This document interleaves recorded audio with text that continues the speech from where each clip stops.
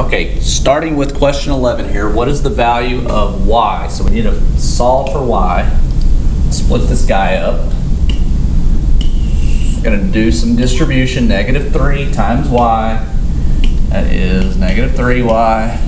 -3 times +5 is -15. Then bring down what you have left on this side. And so now you need to start putting letters with letters and numbers with numbers. So let's move the y's over here to this side. So we're going to subtract 8y. You have to do opposites when you're moving, right? Across the equal sign. -3y minus 8y, that's going to give me a total of -11y. Bring down the -15. And then bring down the +18 that we have over here. So we have y on the left. Now we need to move the -15 to the right. We're going to do opposites. Make it positive. Make it positive. 18 plus 15 is 33. Bring down the -11y. And then our last step is to divide by -11. Divide by -11. And so you get 33 divided by -11, that is -3. So my answer is B. But what if you wanted to do this using the calculator? Well, let's look at our calculator strategy here. Since we have two parts set equal to each other and they give us our inputs, we can actually take our answer of -3 and you can stow it to the value of y. So we're going to type in what we have on the left-hand side here. Let me erase some of that. Let's type that in the calculator. -3 y plus 5. So let's figure out what we get. So we get a value of -6 over here. Let's see if we get a value of -6 when we type in this part here on the right hand side. 8y plus 18. We get -6. Does -6 equal -6? Yes. So this is the only value of y that's true. Now you can also take and type this side into y1 and then type this side into y2, go to your table and see where the outputs, the y's match, and they'll match at x, or in this case y is -3. You're just going to have to use a value of x. So let me show you how that would work. So we're going to do -3, but you have to use x instead of y. Type that in y1 and then 8x plus 18. Go to your table and let's look and see where the two y values, the two outputs meet, or that are equal, and you'll see that they are equal there. So our answer is B. 13, which of the following is equivalent to 6x minus 8y equals 48? You will see that all of the equations or our answer choices are in y equals. So we need to put this bad boy here into y equals. Split it up. Let's start moving stuff. So since we have y on the left, we're going to move everything to the right. So let's move this 6x first. Do opposites. 48 minus 6x. You cannot put those two together because numbers and letters do not mix when you add or subtract. So we are going to write this as -6. The 48 is positive, so it's plus 48. You're going to bring down the -8y. Our last step here is to divide by -8. But remember, we said you have to divide everything by -8. So you're left with y equals -6 over -8x plus 48 divided by -8. But you will notice that that is not an exact match to anything that we have in our answer choices. So if you're not good at reducing with negatives, then let's use a calculator. -6 divided by -8. It's going to give me a positive decimal. Since I get a positive decimal, that means we have to have a positive fraction. So I can do math, frac, enter, and it's going to actually give me positive 3/4 in front of x. So that slope of 3/4 is positive. Now let's do a little housekeeping. Let's clean this guy up. 48 divided by -8. That gives me -6.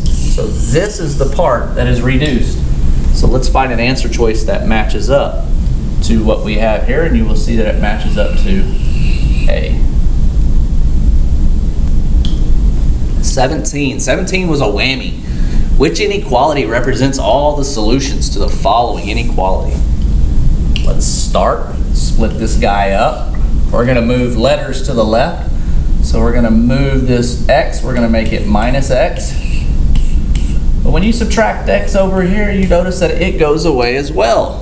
And then you're left with 2 is less than -4. If the letters go away, you have to play a game called true or false. So let's say what we have right here.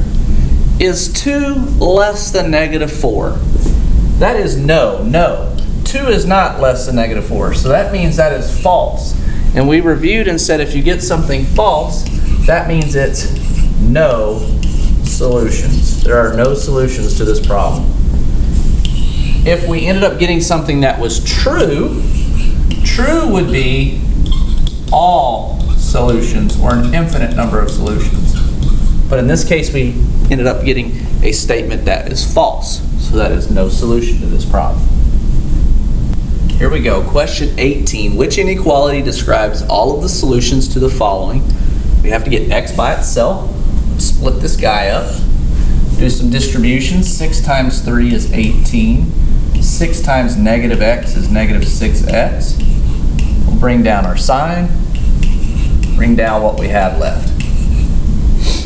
So I'm going to continue with the theme of moving letters to the left and numbers to the right. So we are going to move -8x over here with the +6. I'm sorry, with the -6. There we go. And then let's combine like terms. -6x plus 8x. That's going to give me a +2x. Bring down the 18. And then let's bring down the 12.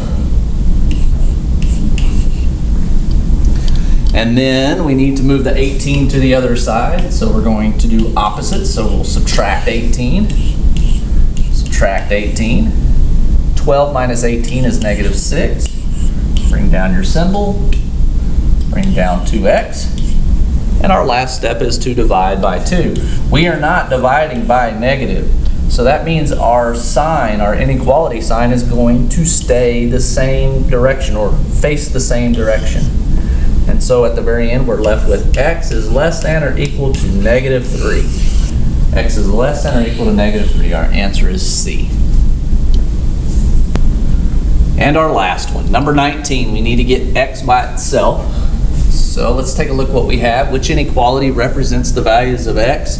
But if you notice right here, they're giving me what y equals. They're telling me that y is 46. So I'm going to rewrite this guy.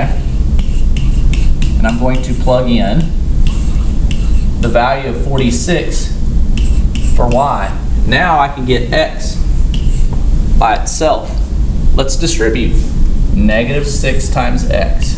-6x. -6 times -18. 8 times 6 is 48. Carry the 4. That's going to give me 108, and it's positive. Bring down the -2, and the rest of what we have left. So if you see, we already have x on the left. Now we need to move all the numbers to the right. But before we do that, let's combine like terms. Let's combine those guys. That is positive 106. Bring down the -6x. Bring down my sign. And 46. Let's continue here. Let's move the 106 to the other side. So we will subtract. Since x is on the left, we're going to move everything else to the right. 46 minus 106, that gives you -60. Bring down your symbol, bring down the -6x.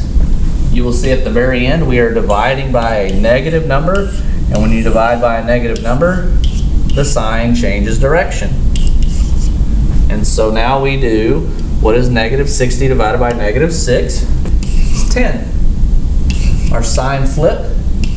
Our answer is x is less than 10.